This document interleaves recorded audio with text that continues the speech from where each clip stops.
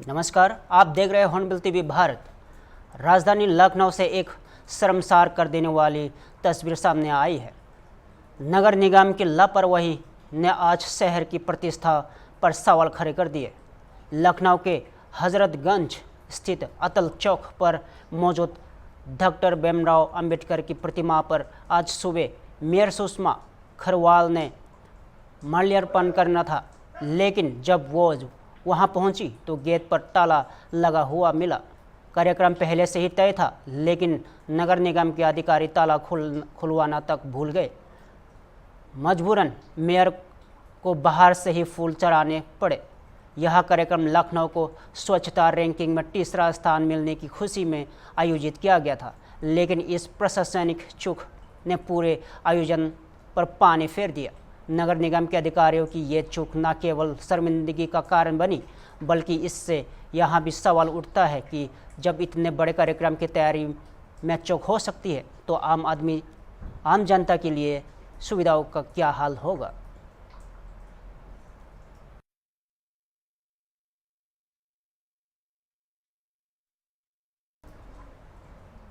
लखनऊ में कल सियासी और वैचारिक टकराव एक बार फिर खुलकर सामने आया।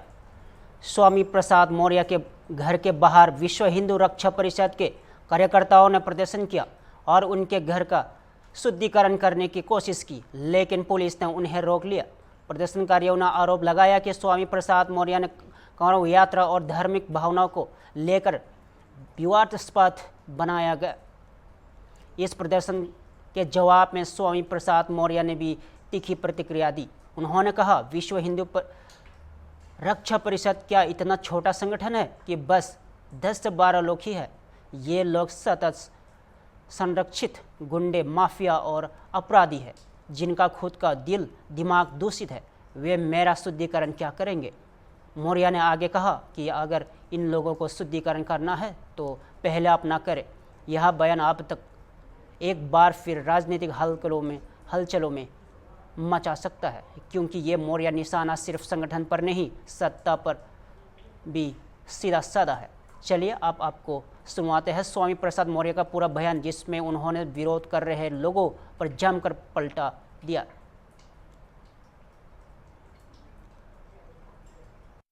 का शुद्धिकरण करने के लिए लोग पहुंचते क्या कुछ कहेंगे। पहली बात तो ये विश्व हिंदू रक्षा परिषद क्या इतना छोटा संगठन, 10-12 लोग है गए। हमारे ख्याल में तो ये सत्ता संरक्षण में पड़ रहे गुंडे, माफिया, अपराधी थे, जो डराने धमकाने के लिए इस प्रकार के घटिया रास्ते को अख्तियार किया था। और फिर हमारा शुद्धिकरण वो क्या करेंगे, जिनके दिल दिमाग पहले से दूषित हैं, जिनकी सोच गंदी है, जिनके सोच में जहर है, वो दूसरों का शुद्धिकरण क्या करेंगे। अगर उनको शुद्धिकरण करना था तो पहले वो अपना शुद्धिकरण करते, तब किसी और के शुद्धिकरण की बात करते तो बात समझ में आती। और साथ ही साथ हम तो घर पर हर व्यक्ति आने वाले को स्वागत सम्मान की परदर हैं। अगर वो मेरे घर पे आ भी जाते तो मैं तो उनका स्वागत करता, उनके लिए चाय पानी की व्यवस्था करा रखा था, लेकिन इत्तेफाक से मैं इंतजार करता रहा, हुआ ही नहीं।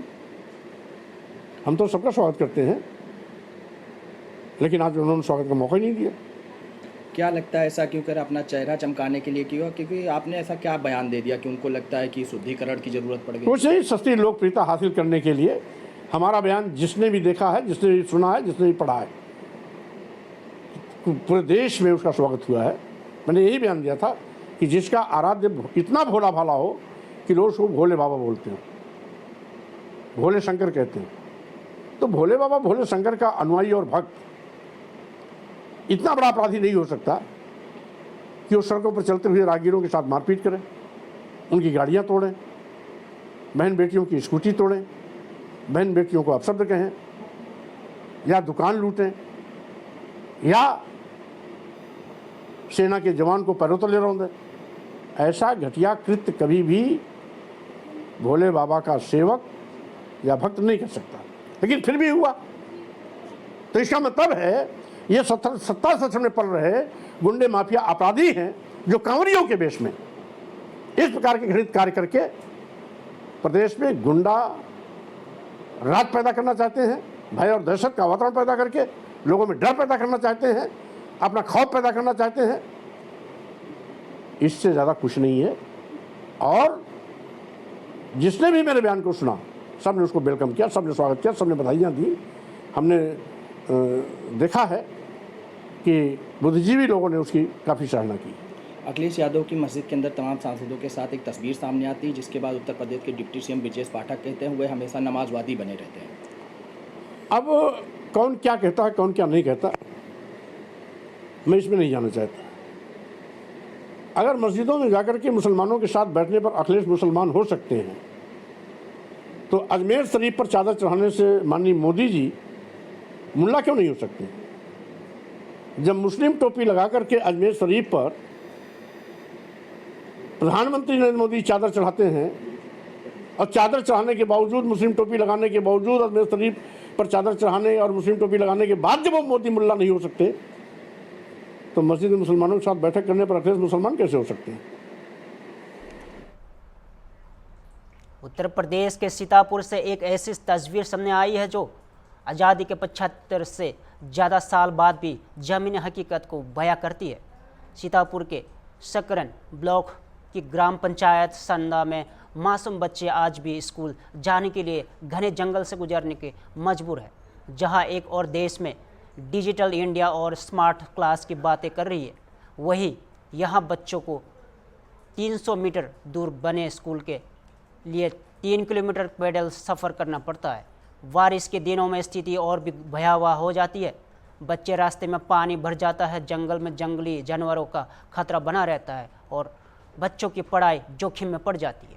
ग्रामीणों का कहना है कि उन्होंने कई बार प्रधान और जिला प्रशासन से रास्ता बनवाने की गुहार लगाई, लेकिन सुनवाई अब तक नहीं हुई। जिस रास्ते से बच्चे स्कूल जाते हैं वहां राजस्व विभाग के रिकॉर्ड में घटा संख्या 61 पर दर्ज चक मार्ग है, लेकिन आज तक सड़क नहीं बनी। पीड़ित अभिभावकों का दर्द सुनना बेहद ज़रूरी है, क्योंकि यह सिर्फ रास्ते की नहीं, बच्चों के भविष्य की लड़ाई है। आप सुनिए। जो ये रास्ता है, विद्यालय आपका कहाँ पड़ता है? विद्यालय कहाँ होके जाती हो? बाछेपुर है ना? यही रास्ता है? देखो चल के, इधर देखो, इधर आओ, यही रास्ता है? हाँ। ये रास्ता है तुम्हारे विद्यालय का? तो यहाँ तो पानी भर गया होगा, कैसे निकलती हो? उधर से नहीं, उधर। अच्छा, ये रास्ता नहीं बना है? जंगल इतना है, इतने जंगल में निकलना पड़ता है ना तुम लोगों को, है ना? जंगल में निकलना पड़ता नहीं तो डर लगता होगा यहाँ निकलने में। भैया जी, ये कौन सी ग्राम पंचायत है? सांडा ग्राम पंचायत। सांडा ग्राम पंचायत। ये जो है रास्ता कहाँ तक गया है? ये रास्ता जो कुचलैया मार्ग में मिला हुआ है। अच्छा अच्छा, कितनी दूर हो गया यहाँ से? यहाँ से लगभग जितना हो 400-500 मीटर होगा। अच्छा, ये रास्ता कितने दिन से खराब पड़ा है? इसको लगभग हो गए हैं 15-20 के ऊपर होगा। 20 बना साल ही कभी नहीं है। अच्छा, कभी बना ही नहीं।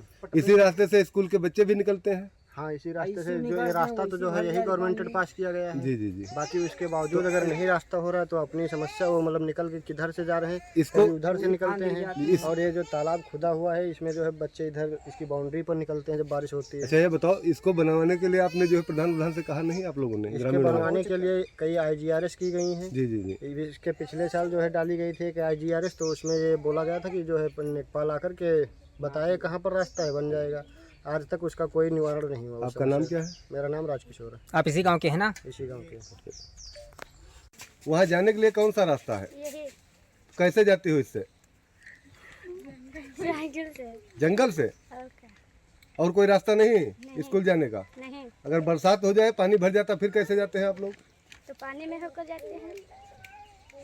अच्छा, जो ये स्कूल को बच्चे जाते हैं जिस रास्ते से, इस रास्ते में क्या दिक्कत? इस रास्ते से नहीं जाते हैं? रास्ते में दिक्कत ये है, लड़के जने हैं, पानी भर जाता है तो शाम जो कीड़े निकलते हैं तो इस रास्ते पर दिक्कत अच्छा, पड़ती कभी इस रास्ते को बनवाने के लिए प्रधान से नहीं कहा गया? है। नहीं, प्रधान 50 चक्कर कहा गया तो रोक दिया गया। अच्छा अच्छा, प्रधान जी बनवा नहीं रहे हैं। अगर ये रास्ता बन जाए तो जो है बच्चों को निकलने में आसान हो जाएगा। हाँ, लड़के के सब बच्चन के सब आसान हो जाएगा निकल जाए। मध्य प्रदेश के राजधानी भोपाल से डेंगू और चिकनगुनिया का एक बार फिर से लोगों को चिंता बढ़ा रही है। अप्रैल तक के जिले में इन दिनों बीमारियों के 100 से ज़्यादा मामले सामने आ चुके हैं। भोपाल के मुख्य चिकित्सा एवं स्वास्थ्य अधिकारी CHMO डॉक्टर मनीष शर्मा ने बताया कि अब तक डेंगू के 51 और चिकनगुनिया के 52 मामले दर्ज किए जा चुके हैं। उनका कहना है कि प्रशासन का मुख्य फोकस लोगों को जागरूक करने और घरों में पानी जमा न होने देने पर है। जिला मलेरिया कार्यालय के आंकड़ों के मुताबिक जुलाई में चिकनगुनिया की पॉजिटिविटी दर डेंगू से करीब 3 गुना ज़्यादा हो रही है। 12 से 19 जुलाई के बीच जहां डेंगू के लिए 141 टेस्ट किए गए और 6 के पॉजिटिव आए, वही चिकनगुनिया सिर्फ 39 टेस्ट में से एक पॉजिटिव केस सामने आया है। डॉक्टर मानी शर्मा ने कहा कि हमारी पूरी टीम घर घर जाकर यह सुनिश्चित कर रही है कि कहीं भी पानी जमा ना हो। मच्छर के लार्वा को ख़त्म करने के लिए फार्मिंग और एंटी लार्वा की स्प्रे नियमित किया जा रहा है। लोगों को सतर्क रहने और समय पर जांच कराने की सलाह दी जा रही है। तो साफ है कि भोपाल में बारिश के मौसम में डेंगू और चिकनगुनिया को हल्के में लेना खतरनाक साबित हो सकता है। प्रशासन के साथ साथ लोगों को भी सतर्क रहना होगा, क्योंकि इस जंग में जागरूकता ही सबसे बड़ा हथियार है। बिल्कुल, हम लोग ने बरसात से पहले ही इसकी तैयारी कर रखी थी और लगातार जो हमारे चिन्हित 21 वार्ड थे जहां पर हर साल केस निकलते हैं, वहां पर हम लोगों ने लगातार सघन सर्वे करवाया था, एंटी लार्वा एक्टिविटी कराई थी और इसी का परिणाम है कि अभी तक हमारे पास में 51 हमारे डेंगू के केस है और 52 चिकनगुनिया के केस निकले हैं अब तक। मतलब ये फिगर अप्रैल से लेकर अब तक का है। और इसके साथ ही हम लोगों ने नगर निगम के सहयोग से आयुक्त महोदय की अध्यक्षता में एक बैठक भी की थी ज्वाइंट। इसमें सर के द्वारा जो निर्देश दिए गए थे उसका भी हम लोग पालन कर रहे हैं और जहाँ जहाँ जैसे हम लोग के केस अभी निकलते आ रहे हैं तो जो नियम अनुसार जो कार्रवाई होती है, इंटरनल स्प्रे की कार्रवाई, वो भी हम लोग करवा रहे हैं। तो क्या विभाग की तरफ से कोई अलर्ट जारी किया गया है मलेरिया विभाग को? बिल्कुल बिल्कुल, जहाँ पे जल भराव जी, ये हम लोग लगातार जो हमारी टीम फील्ड में काम कर रही है उनके द्वारा पूरी मॉनिटरिंग करते हैं और साथ में अभी लास्ट वीक मैं भी गया था तो कुछ जगह ऐसी चिन्हित की गई थी जहाँ पर जल भराव था, तो वहाँ पर हमने उसकी रोकथाम की कार्रवाई की गई है। कुछ जगह मछलियाँ छोड़ी हैं, कुछ तरह पायरेथ्रम का जो स्प्रे करते हैं डाला था वो भी डाला हुआ है और वहाँ के लोगों की भी हमने बैठक करी थी जिसमें उन्होंने खासतौर से टायर, ट्यूब और जो सीमेंट की टंकियाँ रखते हैं जानवरों को पानी पीने के लिए, कूलर, इन सबको हमें समझाइश दी गई थी। और कुछ जगह तो मैंने खुद से अंदर घर में रखी टंकी है उसमें लार्वा दिखा था तो हम लोगों ने उनको मना कर दिया था खाली करने के लिए, तो खाने का तेल भी हमने उस पर डलवाया था। ये सब लोगों को पहले से जागरूकता की कार्रवाई लगातार चालू हुआ है। डेंगू मलेरिया से बचाव के लिए आप लोगों से क्या अपील करें? हाँ, मेरा सभी से ये अपील रहेगा कि जैसे कि बरसात के मौसम में समस्या ज़्यादा बढ़ जाती है तो मेन फोकस अपना यही है कि लार्वा को नहीं पनपने देंगे, कि लार्वा से ही फिर मच्छर बनता है, उससे डेंगू फैलेगा। तो सबसे अच्छा तरीका यही है कि लार्वा को पनपने की जितनी भी जगहें हैं, जैसा कि मैंने बताया था, गमलों में पानी इकट्ठा है, टूटे फूटे टायरों में पानी इकट्ठा रखा हुआ है और पानी की टंकियों में खास तौर से जो बड़ी बड़ी सीमेंट की हौदियाँ रहती हैं उसमें रहता है, कूलरों में रहता है। तो इन जगह अपन बिल्कुल हर 7 दिन में इनको सफाई करें और लार्वा बिल्कुल भी पनप न दें।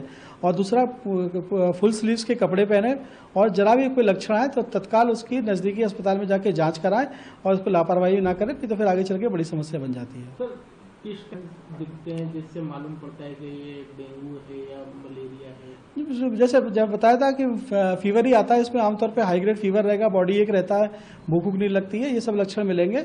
इसलिए पहले लक्षण आते ही अपन को तत्काल नज़दीकी शासकीय अस्पताल में या कोई भी नज़दीकी आपके अस्पताल है वहाँ जाके जांच करा के और उसका उपचार रहे। प्रधानमंत्री नरेंद्र मोदी आज से 2 दिवसीय आधिकारिक यात्रा पर मालदीव जा रहे हैं। यह यात्रा ऐसे समय हो रही है जब भारत और मालदीव के रिश्तों में हाल ही में कुछ खटास देखने को मिली थी। मालदीव के राष्ट्रपति मोहम्मद मुइज़्ज़ू के निमंत्रण पर प्रधानमंत्री मोदी माले पहुंचेंगे, जहां वे मालदीव के 60वें स्वतंत्रता दिवस समारोह में मुख्य अतिथि होंगे। दोनों नेताओं के बीच रणनीति सहयोग, आर्थिक साझेदारी और समुद्री सुरक्षा को लेकर अहम बातचीत होने की उम्मीद है। मालदीव के पूर्व विदेश मंत्री अब्दुल्ला सहीद ने प्रधानमंत्री नरेंद्र मोदी की इस यात्रा को प्रतिमात्मकता से परे बताया है और इससे दोनों देशों के बीच भरोसे की बहाली की दिशा में एक मजबूत कदम कहा है।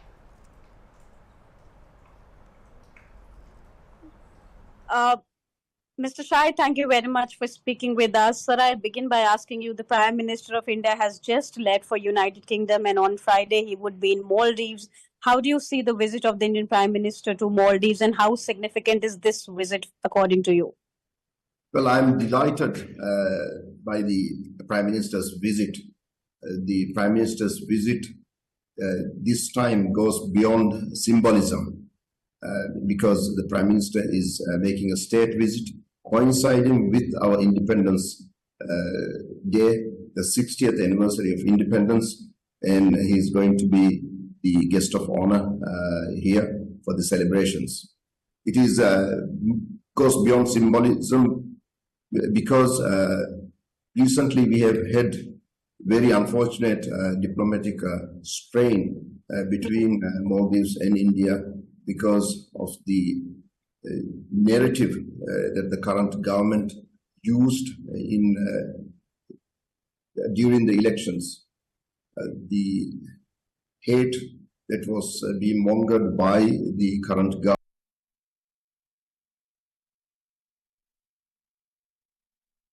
government, accusing our best friend India of such unnecessary things has led to this diplomatic strain. It is so important that the Prime Minister be here with us as the guest of honor during our celebrations of our Independence Day, which is a public recognition by the current administration that what they have been saying and what they have been promoting is not true. So the Maldivian people are delighted and we are very much looking forward to welcome His Excellency the Prime Minister. Right. Uttar Pradesh के बलिया जिले के सिकंदरपुर थाना क्षेत्र में के मझौलिया गांव में नली निर्माण को लेकर दो पक्षों में ज़बरदस्त बवाल हुआ है। विवाद इतना बड़ा हो गया कि दोनों ओर से जमकर ईंट पत्थर चले और दोनों पुलिसकर्मी भी घायल हो गए। घटना का वीडियो सोशल मीडिया पर वायरल हो रहा है, जिसमें लोग एक दूसरे पर हमला करते हुए दिख रहे हैं। जानकारी के मुताबिक ग्राम प्रधान प्रतिनिधि हरिराम राजभार गांव में सार्वजनिक नाली का निर्माण करवा रहे थे। इसी दौरान एक पक्ष ने विरोध करते हुए निर्माण को रोकने की कोशिश की। विवाद इस बात पर हुआ कि ग्राम प्रधान कथित तौर पर नाली को 100 मीटर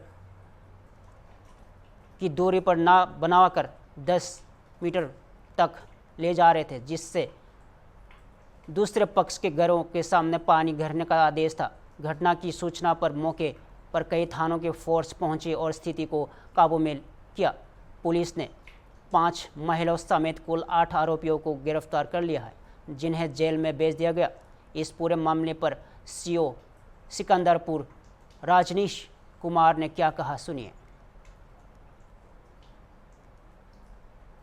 आज दिनांक 23/7/25 को ग्राम मझवलिया में, जो कि तहसील सिकंदरपुर सर्किल सिकंदरपुर में, राजस्व टीम नायब तहसीलदार सीपी यादव व ग्राम पंचायत अधिकारी प्रमोद कुमार सिंह, मैं पुलिस टीम मौके पर ग्राम प्रधान मझवलिया और उनके प्रतिनिधि के द्वारा मौके पर सरकारी नाली का निर्माण कराया जा रहा था, जिसके निर्माण कार्य में कुछ उपद्रवियों द्वारा, बगल के पड़ोसी और उपद्रवियों द्वारा सरकारी कार्य में बाधा डालते हुए निर्माण कार्य को रोकने लगे और अनावश्यक पुलिस व राजस्व टीम पर ईंट और पत्थर से पथराव कर दिया, जिससे एक पुलिसकर्मी और 2 व्यक्ति घायल हुए हैं। इस मौके पर अत्यधिक मात्रा में हमें पुलिस फोर्स बुलाकर उपद्रवियों पर काबू कर लिया गया और जो भी लोगों ने बलवा और कानून व्यवस्था हाथ में लेने की कोशिश की, उनको गिरफ्तार करके उनका चालान किया गया है और ग्राम पंचायत के एक अधिकारी द्वारा दी गई तहरीर के आधार पर सुसंगत धाराओं में अभियोग पंजीकृत कर अग्रिम विधिक कार्रवाई अमल में लाई जा रही है और कतिपय व्यक्तियों को चालान करके उनको एसडीएम महोदय के द्वारा जेल भी भेजा गया है। दिल्ली में समाजवादी पार्टी के अध्यक्ष अखिलेश यादव के लिए एक मस्जिद में हुई मीटिंग को लेकर सियासत गर्मा गई है। सत्ता पक्ष में जहां इस मुलाकात पर सवाल खड़े कर रहा है, कि वही विपक्ष खासकर समाजवादी पार्टी इससे मोहब्बत का पैगाम बता रही है। सत्तारूढ़ दल के नेता जहां इस मुलाकात को सांप्रदायिक ध्रुवीकरण की कोशिश बता रहे, वही सपा नेताओं का कहना है कि यहां मुलाकात आपसी भाईचारे को मजबूत करने के लिए की गई थी। इस पूरे मुद्दे पर लखनऊ मध्य में सपा विधायक रविदास मल्होत्रा ने हॉर्नबिल टीवी से खास बातचीत की। उन्होंने न सिर्फ मस्जिद में अखिलेश यादव की मीटिंग को सही ठहराया, बल्कि धर्मांतरण के आरोपी छंगुर बाबा और कंवर यात्रा पर सरकारी रवैया को लेकर भी तीखा बयान दिया। आइए जानेंगे हमारे संवाददाता अनूप जी से। रविदास मल्होत्रा जी हमारे साथ हैं, उनसे बात करेंगे। सर, अखिलेश यादव ने कल जो मस्जिद में बैठक की है उसको लेकर विपक्ष लगातार निशाना साध रहा, क्या कहना चाहता है, आपका क्या स्टैंड है? हम लोग सभी धर्मों का सम्मान करते हैं और जब वहाँ जाते हैं लोगों से मिलने के लिए तो लोग वहाँ पर बैठ के बातचीत करते हैं। हम लोग कई बार मंदिरों में गए और मंदिर के अंदर बैठकर के लोगों से उनकी समस्याएं सुनी और उसको हल करने का प्रयास किया। मस्जिद में भी गए तो अगर वहाँ के क्षेत्रीय निवासी आ करके कोई समस्या के बारे में बात करते हैं तो जो व्यक्ति वहाँ मिलने के लिए गया है वो उनसे बात नहीं करेगा। तो ऐसे ही समाजवादी पार्टी के राष्ट्रीय अध्यक्ष माननीय अखिलेश यादव जी ने उन लोगों की समस्याओं को सुना और उनकी बात को सुना। उन लोगों ने कहा कि भाजपा की सरकार नफरत फैलाने का काम कर रही है, भाई से भाई को लड़ाने का काम कर रही है, सांप्रदायिक तनाव पैदा करने का काम कर रही है, पूरे प्रदेश को हिंसा और आगजनी में जलाने का काम कर रही है। इसलिए हम सब लोगों को प्यार और मोहब्बत से भाईचारा कायम करने का प्रयास कर रहे हैं। विपक्ष क्यों सवाल उठा रहा है? आखिर वो गए हैं, आप कह रहे हैं कि नफरत पैदा करने चाह रही है, विपक्ष का इसके पीछे का मकसद क्या है? आखिर क्यों सवाल या क्वेश्चन मार्क लगा रहा हूँ? विपक्ष नहीं, भारतीय जनता पार्टी आरोप लगा रही है और भारतीय जनता पार्टी नफरत फैलाने का काम कर रही है।